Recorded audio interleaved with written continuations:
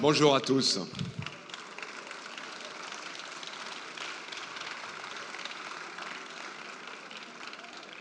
Alors vous avez reconnu la musique? God Save the Queen, The Sex Pistols, avec le thème du refrain qu'on n'a pas entendu, No Future. Alors je vous rassure, je ne vais pas le chanter, surtout que je me suis un peu cassé la voix le week-end dernier. Alors pourquoi ce choix? C'était en 77. Les Sex Pistols prédisaient l'effondrement rapide dans l'Angleterre. C'était juste avant l'arrivée de Margaret Thatcher. Et au fond, ce mouvement punk, c'était déjà une crise d'identité, une remise en cause violente, comme le capitalisme en connaît souvent, régulièrement. Et en fait, c'est de ça dont on va parler durant ces 2 jours. Madame la Présidente, Mesdames, Messieurs les ministres, Mesdames et Messieurs les parlementaires, chers amis. Alors, il ne vous aura pas échappé que nous avons placé cette édition 2019 sous le signe du changement. Nouveau concept, nouveau format, nouvelle dimension et même un nouveau lieu. Alors pourquoi ce changement? Au-delà du phénomène traditionnel d'usure que subit toute manifestation au bout de 20 ans. Il y a 1 an, c'était à Jouy-en-Josas, je vous disais que des sujets brûlants étaient en train de surgir partout, en France, dans le monde. Des questions sur la soutenabilité de notre croissance, bien sûr, sur les inégalités réelles ou perçues, sur le libre-échange et le commerce mondial, et même sur le modèle démocratique. Je vous disais aussi que les entrepreneurs, que le MEDEF devait affronter ces défis, se confronter à ceux qui s'opposent, ne pas se replier dans un entre-soi certes confortable, mais en réalité trompeur. Et c'est de cette volonté qu'est née l'AREF. L'AREF, c'est la rencontre des entrepreneurs de France. Une rencontre entre nous d'abord, la famille du MEDEF, mais aussi avec tous les entrepreneurs, qu'ils soient ou pas adhérents du MEDEF. Alors c'est mieux qu'ils soient adhérents du MEDEF quand même. Et surtout, avec le reste de la société, ce qu'on appelle communément la société civile. Des rencontres qui doivent nous permettre de confronter nos points de vue, pas pour provoquer des polémiques, même s'il y en a eu, mais pour débattre, pour faire surgir des idées, des solutions, pour vraiment appréhender ces questions nouvelles qui nous sont posées. Chers amis, sans vouloir passer pour un oracle, force est de constater que depuis 1 an, les questions que j'avais esquissées avec vous sont devenues majeures pour nos entreprises. Qui aurait dit il y a 1 an que le président Trump imposerait des droits de douane sur plus de 250 milliards d'importations chinoises? Qui aurait dit que Hong Kong entrerait en rébellion contre la Chine? Qui aurait dit que l'Allemagne serait au bord de la récession? Qui aurait dit qu'un traité de libre-échange négocié pendant 20 ans avec le Mercosur serait d'abord combattu par une alliance relativement improbable allant de la FNSEA aux écologistes, et qui aurait dit qu'il serait finalement suspendu après des incendies géants en Amazonie par le président de la République? Et puis, qui aurait dit il y a 1 an qu'une vidéo Facebook contre l'augmentation des taxes sur les carburants et la limitation à 80 km/h dégénérerait en émeute contre la démocratie représentative? Au fond, derrière tous ces syndromes, c'est l'idée libérale qui est remise en cause, par tous et de tous les côtés. L'idée libérale au sens original du terme, c'est-à-dire la conviction que nous portons que la liberté, et en particulier la liberté d'entreprendre, est créatrice à la fois d'épanouissement pour les individus, mais aussi de progrès collectif. Il y a quelques mois, je ne sais pas si vous l'avez lu, Vladimir Poutine a fait un grand interview dans le Financial Times. Il y a une phrase qui m'a marqué: l'idée libérale est devenue obsolète. Je la répète parce qu'il faut vraiment qu'on y réfléchisse. L'idée libérale est devenue obsolète. Et un peu plus loin, il ajoutait: le libéralisme est maintenant en opposition avec les intérêts de la très grande majorité de la population. Juste avant l'été, c'était Nicolas Hulot qui déclarait sur RMC: le libéralisme est incompatible avec les enjeux écologiques.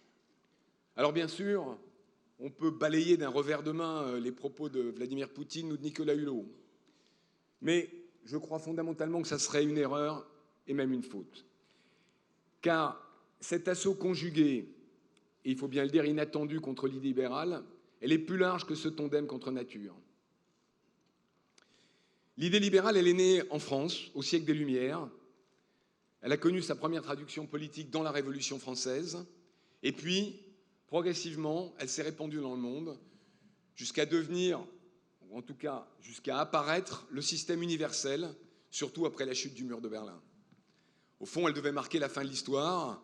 Elle nous faisait passer de l'ère des idéologies à celle de l'épanouissement généralisé de l'humanité. Mais les choses ne sont pas passées comme prévu.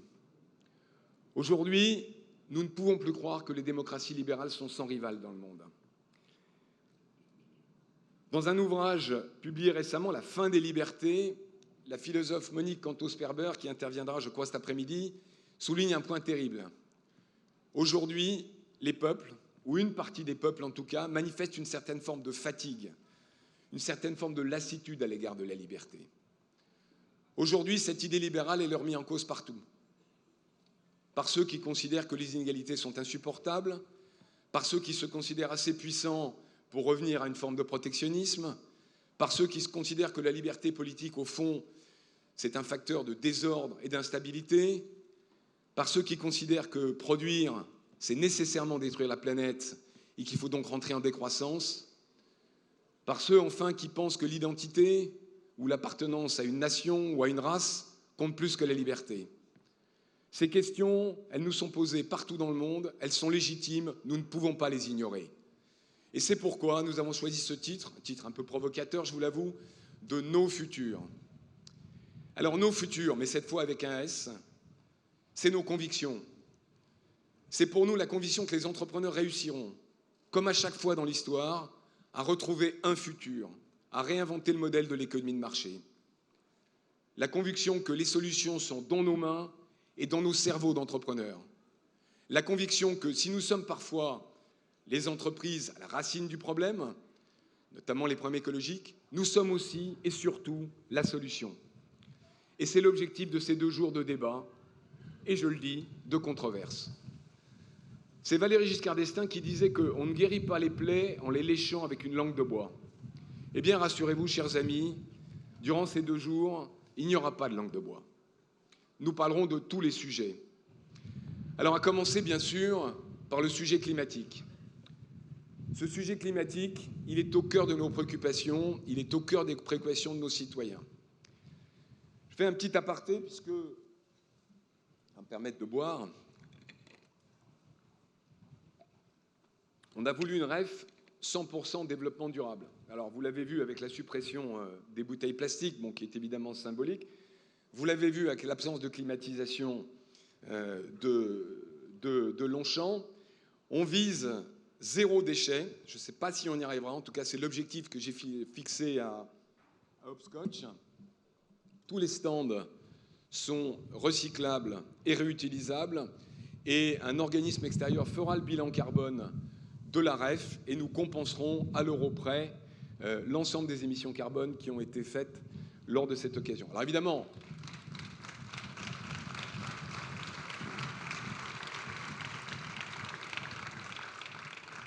c'est symbolique à l'échelle de la problématique du globe, mais c'est aussi avec des petits pas qu'on avance. Et je le dis à tous les prophètes de malheur qui veulent tout de suite des solutions globales et mondiales. Chacun peut agir pour le climat. Demain soir, pour clôturer la REF, près de 100 entreprises viendront témoigner du bilan chiffré de leurs engagements sur le climat. Des engagements qu'elles ont pris il y a 18 mois. Elles prendront de nouveaux engagements, des engagements qui sont quantifiables et vérifiables. Les politiques nous promettent la neutralité carbone pour 2050. Alors on peut y croire ou pas, mais les adhérents du MEDEF, vous avez pris des vrais engagements, des engagements concrets, des engagements quantifiables, des engagements vérifiables. Et nous rendrons compte aux parties prenantes régulièrement dans une logique qu'on connaît dans le monde de l'entreprise. Alors certains qui sont en vacances en Bretagne en ce moment, je pense à Nicolas Hulot, trouveront ces engagements trop lents, trop insuffisants, ils parleront de petits pas. Et bien sûr, face à l'urgence climatique, on ne va jamais assez vite. Mais contrairement aux promesses électorales, ces engagements, ils seront tenus. Ils seront tenus pourquoi ? Parce qu'ils sont consentis librement. Après le climat, nous abordons le sujet hautement inflammable, surtout dans ce pays, de l'égalité et de l'inégalité. Alors disons-le d'abord, et je crois que c'est important de le rappeler, la phase de mondialisation accélérée, La croissance rapide de ces 30 dernières années a permis à plus d'1 milliard de personnes de sortir de la pauvreté. En Asie, en Afrique, à l'est de l'Europe, chère présidente, des classes moyennes ont émergé. Des fortunes, parfois immenses, se sont constituées. Mais au risque de choquer, je pense d'abord que les inégalités sont nécessaires pour récompenser les talents. Souvenons-nous de la Suède des années 70. Mais en même temps, dans les pays développés, les classes moyennes, les classes populaires ont vu leurs revenus stagner, parfois même régresser. Il faut le dire, et je crois qu'on porte en partie une responsabilité, parfois la prospérité n'a pas toujours été justement partagée. C'est un phénomène mondial, mais il a pris une résonance particulière en France avec le mouvement des Gilets jaunes. Particulière, je le rappelle, y compris dans sa violence. Violence nihiliste, mais aussi paradoxale, dans le pays occidental qui redistribue le plus. Et où, par voie de conséquence, il faut le rappeler aussi, les inégalités sont les plus faibles et les plus stables. Alors pour comprendre ce paradoxe, je vous invite à lire le document qui a été publié par la Commission économique du MEDEF, sous la présidence de Jacques Cressel et de Marie-Claire Capobianco. Ce document, il est disponible sur le site web du MEDEF et le site de l'AREF. Ce document, il explique clairement une chose. Les inégalités françaises, ce sont avant tout des inégalités de destin. C'est tout le paradoxe. Notre système redistributif accentue ces inégalités de destin. En France, l'ascenseur social, pas plus que l'escalier d'ailleurs, ne fonctionne. Il faut 6 générations pour qu'un fils d'ouvrier change de catégorie sociale. 6 générations. C'est un scandale, c'est le véritable scandale français. Le véritable scandale français, ce n'est pas que certains gagnent beaucoup d'argent grâce à leur talent, mais c'est que tous ne puissent pas avoir cette opportunité. Ces inégalités de destin, c'est la négation même de l'idéal libéral que je défends. Depuis plus de 10 ans, je me suis engagé dans un combat de syndicalisme patronal. Et le combat que je mène, le combat que nous devons mener ensemble, c'est faire en sorte que l'entreprise offre sa chance à tous.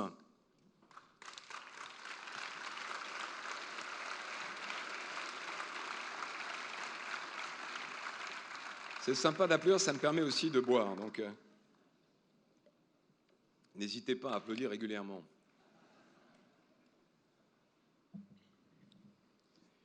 Car dans ce domaine-là aussi, les entrepreneurs ont des réponses.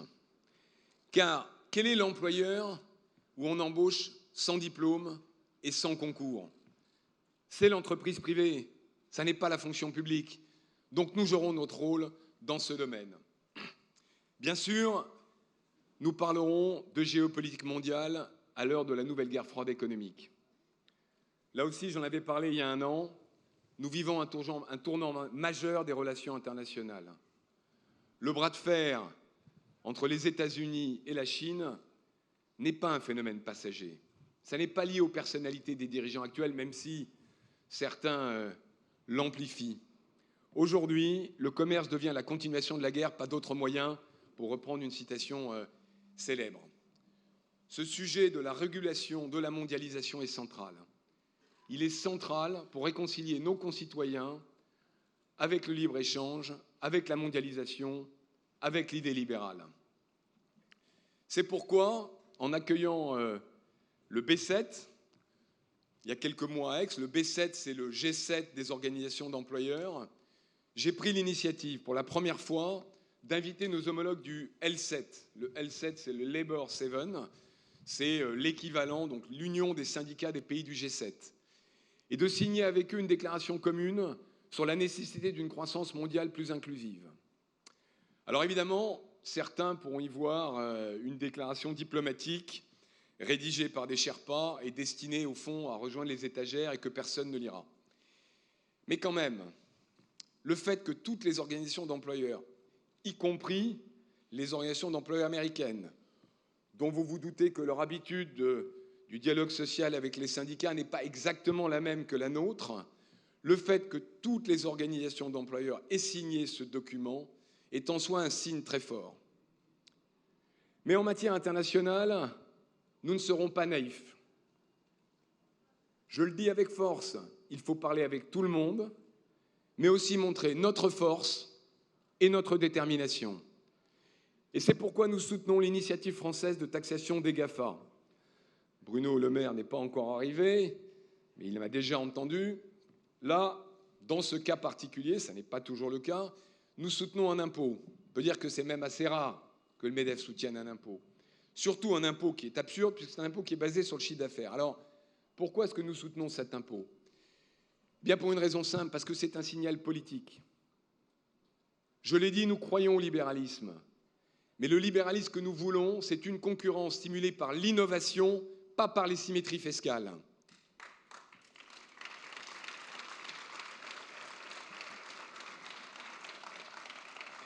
Merci, je vais faire comme ça, je vais boire un coup à chaque fois que vous applaudissez. C'est un bon rythme. Alors bien sûr, nous aurions préféré que cette taxe soit décidée au niveau européen ou encore mieux au niveau de l'OCDE, et l'accord trouvé au G7 est un accord raisonnable. En réalité, tous les pays aujourd'hui ont intérêt à taxer les géants du numérique dans les pays de consommation. D'ailleurs, et malgré la polémique avec le président Trump, d'autres l'avaient fait avant, y compris nos amis anglais. Nous parlerons bien sûr de l'avenir de l'Europe et forcément du Brexit. Juste après moi, nous aurons le plaisir d'avoir un panel européen formidable avec la présidente de la Géorgie, qui nous donnera un regard un peu extérieur mais voisin et amical, le vice-ministre irlandais et le ministre du Brexit. Je ne sais pas si nous en saurons beaucoup plus après, mais nous attendons ces interventions avec beaucoup d'impatience. Lors de la dernière université d'été, à tous les égards, puisque ça ne s'appelle plus l'université d'été, en recevant le numéro 2 du gouvernement de Mme May, M. Lidington, je vous mettais en garde sur les risques de Brexit sans accord. Nous y voilà, puisque si rien ne se passe d'ici le 31 octobre, nous y serons. Mais là aussi, nous devons montrer force et détermination. Et, je le dis devant vous, M. Berkeley, ne pas laisser les Anglais avoir le beurre, l'argent du beurre et éventuellement d'autres avantages. Mais là, la traduction serait peut-être un peu curieuse. En anglais, c'est « you can't have your cake and eat it ».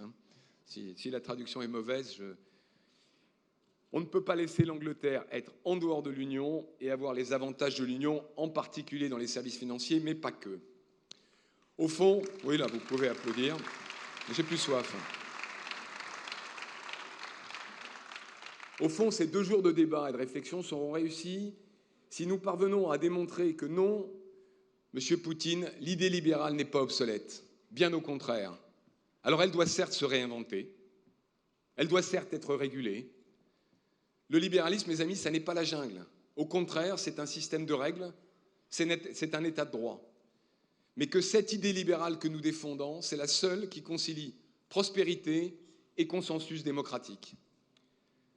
Et donc réconcilier l'opinion avec l'idée libérale, c'est le but que je nous fixe, c'est le but que je vous fixe, c'est le but que je fixe à la REF 2019. Alors, il fait effectivement très chaud. Certains d'entre vous se demandent peut-être pourquoi un syndicat patronal ne se contente pas de rester dans son terrain de jeu traditionnel, c'est-à-dire réclamer moins de charges et moins d'impôts. Alors, je vous rassure, tout de suite, je rassure Pierre, nous allons continuer avec constance et avec détermination. Mais, comme disait Cyrano dans La tirade du nez, c'est un peu court. Trop longtemps, nous avons laissé la recherche de l'intérêt général à l'État. Mais dans un monde de disruption, dans un monde de nouvelles aspirations de la société, dans un monde de multiplication des parties prenantes, regardez le poids des ONG sur le G7, l'État n'a plus le monopole de l'intérêt général. Vous m'avez déjà entendu le dire, mais je pense qu'il faut le marteler, l'État n'a plus le monopole de l'intérêt général.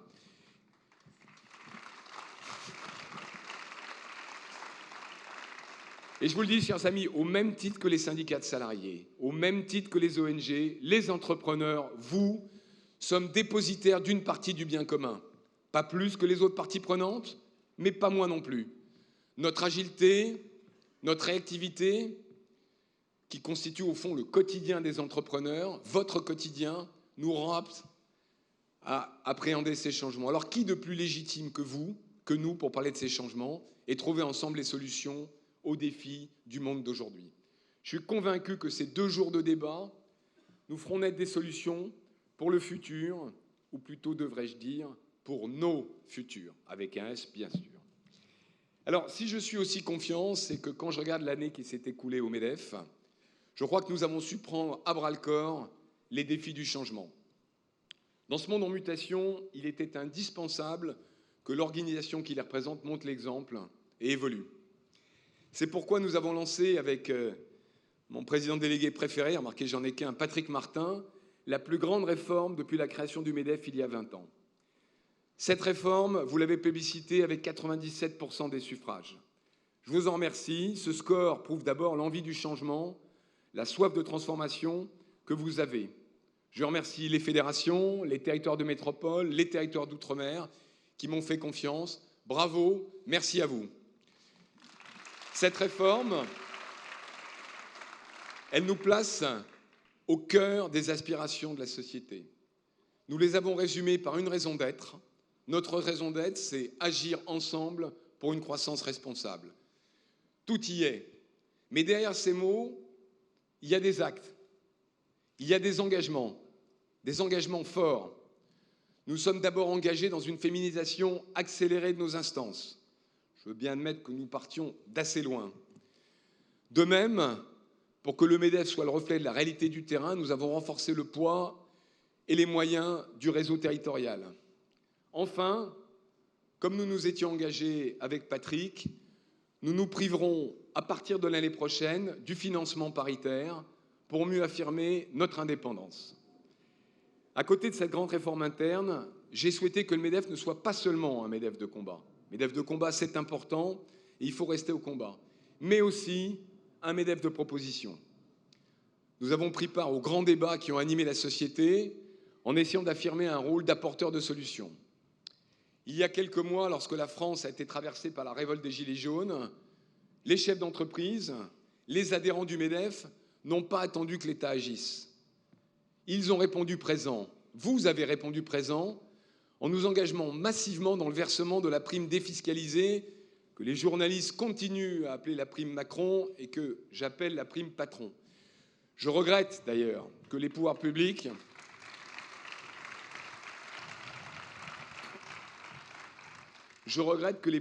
n'aient pas davantage salué cet effort. 408 000 entreprises qui ont versé une moyenne de 450 euros de prime à leurs salariés, à plus de 5 millions de salariés.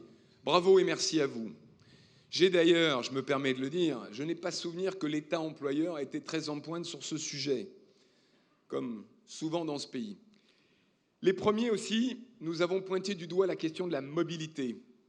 Elle est très souvent un frein à l'emploi, un frein au pouvoir d'achat de nos salariés. Et nous avons proposé la création d'un chèque mobilité volontaire sur le modèle du ticket restaurant que le gouvernement a repris. Vous le voyez, comme je l'avais promis, les entreprises ont joué le jeu, vous avez joué le jeu, bravo et merci.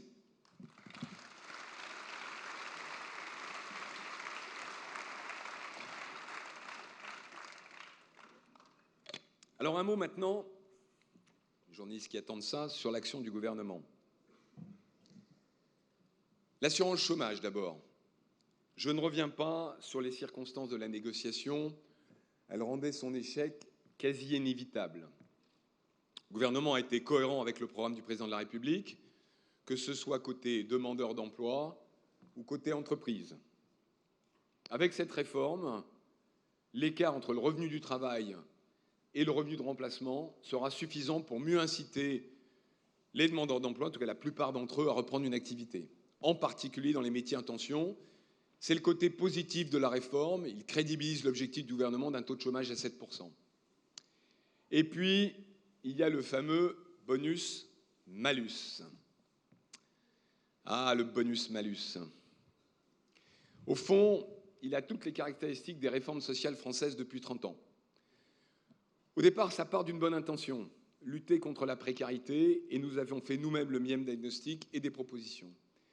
Mais à la fin, ça se termine par une usine à gaz à laquelle personne, ni l'entrepreneur, ni le salarié ne comprend rien.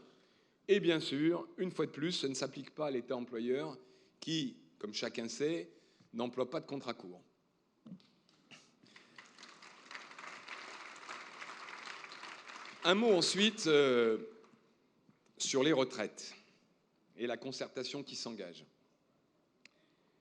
Je voudrais commencer par le début, au fond. Je suis vraiment convaincu que les Français sont intelligents.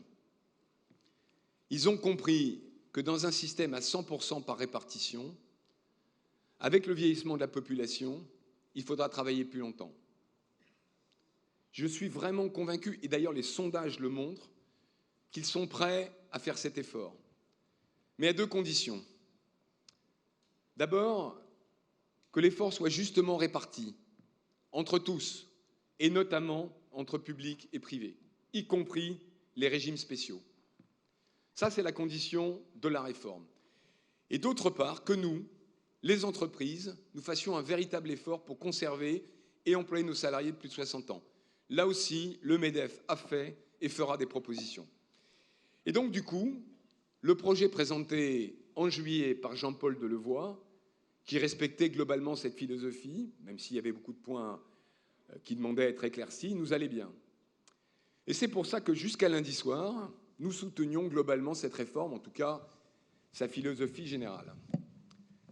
Mais lundi soir, comme vous, j'ai entendu le président de la République qui a indiqué sa préférence pour augmenter plutôt la durée de cotisation plutôt que de repousser l'âge de la retraite à travers l'âge pivot qu'avait proposé Jean-Paul Delevoye. Alors j'ai aussi entendu, ça a été moins relevé, qu'il a réaffirmé l'objectif d'équilibrer les régimes en 2025. Or le problème, chers amis, c'est que ce sont deux injonctions totalement contradictoires. Car les chiffres sont têtus. Même en accélérant la réforme de 2015, je rappelle la réforme de 2015, c'est une réforme qui fait que la durée de cotisation passe de 41 années à 43 années. Une accélération, elle est prévue sur 15 ans, une accélération sur 5 ans rapporterait 5 milliards d'euros. Or, les prévisions du corps, alors j'ai vu dans les journaux ce matin que certaines sources gouvernementales remettaient en cause les prévisions du corps, et quand ça les arrange. Nous nous fions aux prévisions du corps. Le corps dit entre 9 et 12 milliards d'euros de déficit en 2025. 5 milliards d'euros, ça ne suffira pas. Sauf si, dans l'esprit du gouvernement, on veut aller au-delà de 43 ans. Mais au-delà de 43 ans, il faut bien réfléchir. Parce que demander à des jeunes diplômés qui démarrent à 25 ans aujourd'hui sur le marché du travail de travailler au-delà de 70 ans, est-ce qu'on est sûr que c'est la bonne solution pour faire accepter cette réforme? Je ne crois pas. Pour nous, la seule solution, c'est de trouver le bon compromis entre l'âge et la durée de cotisation. Car sinon, nous serons dans une impasse financière. Tant pis. Car sinon, nous serons dans une impasse financière. Je le redis sans polémique, je le redis avec détermination et calme. Je le redis à Laurent Berger qui viendra cet après-midi, la seule logique de la durée de cotisation ne suffit pas. Alors bien sûr, je comprends la logique qu'il y a derrière. Et nous sommes prêts à prendre en compte les carrières longues, car il est complètement logique que quelqu'un qui a commencé à travailler à 18 ans puisse partir plus tôt. C'est logique, c'est juste et c'est nécessaire. Mais il est indispensable de bouger le paramètre de l'âge. Et la solution qu'avait trouvée Jean-Paul Delevoye, qui n'était pas celle qu'on avait préconisée au départ. Souvenez-vous, on proposait de bouger l'âge légal, mettre un âge pivot. Âge pivot que nous avons signé avec la CFDT, je le rappelle, dans les régimes complémentaires, c'est vraiment la bonne solution. C'est seulement à ces conditions, là aussi je le dis avec calme et détermination, c'est seulement à ces conditions que le MEDEF soutiendra cette réforme ambitieuse et nécessaire.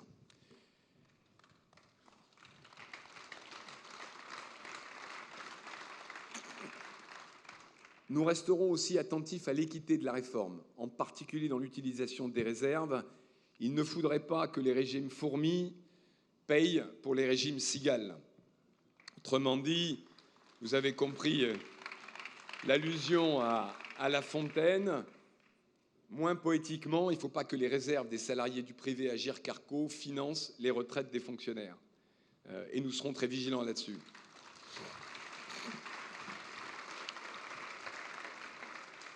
Je fais une petite parenthèse pour dire qu'on entend beaucoup de critiques partout sur les systèmes paritaires. Et je l'ai souvent dit, je ne suis pas un défenseur absolu du paritarisme. Comme le cholestérol, il y a le bon et il y a le mauvais paritarisme. En l'occurrence, Agirc-Arrco a été formidablement bien géré par les partenaires sociaux, à tel point que, alors que l'âge légal était toujours à 62 ans, nous avons créé, conjointement avec les syndicats réformistes, cet âge pivot de facto qui crée une décote de 10% à partir d'un certain seuil.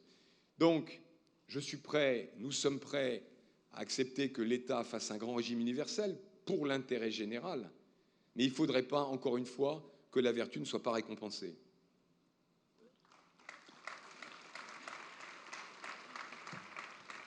Il est indispensable que le gouvernement continue à refuser le confort de l'immobilisme et à choisir le courage de la réforme. C'est ce qu'il a fait, je le reconnais, depuis 2 ans sur beaucoup de sujets. Le gouvernement a été courageux. Sur beaucoup de sujets, mais pas sur tous. Car il est une ombre menaçante qui plane sur l'économie française depuis trop longtemps, c'est bien sûr celle de la dépense publique et de son corollaire inévitable, la dette. Et là, si je puis me permettre cette petite boutade, on peut dire que dans ce domaine, il n'y a pas d'ancien monde, il n'y a pas de nouveau monde.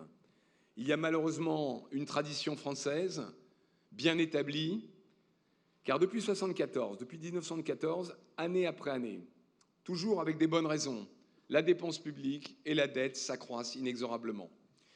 Alors bien sûr, on peut se dire que les taux négatifs, la relative bonne santé de la croissance française, nous donnent un sursis. Un sursis jusqu'à quand ? Que se passera-t-il si nous entrons en récession ? Ce matin, nous étions avec le conseil exécutif du MEDEF. On a commencé par un tour de table pour essayer de sentir un peu les perspectives économiques des secteurs. Difficile de faire une synthèse pour ceux qui ont assisté, mais on va dire ambiance contrastée. Les difficultés sont devant nous. Et surtout, ces 57% de la richesse nationale qui partent dans la dépense publique nous interdisent à tout jamais une fiscalité compétitive. Pour autant, je le dis avec force, les entrepreneurs français abordent cette rentrée de manière constructive et optimiste, conscients de leurs devoirs et conscients de leurs responsabilités. À chaque fois que les pouvoirs publics nous feront confiance, nous répondrons présent. Un simple chiffre pour illustrer mes propos. Entre le 1er janvier 2015 et le 30 juin 2019, les entreprises privées françaises ont créé 936 000 emplois. 936 000 emplois. Ça doit rappeler quelque chose à Pierre Gattaz.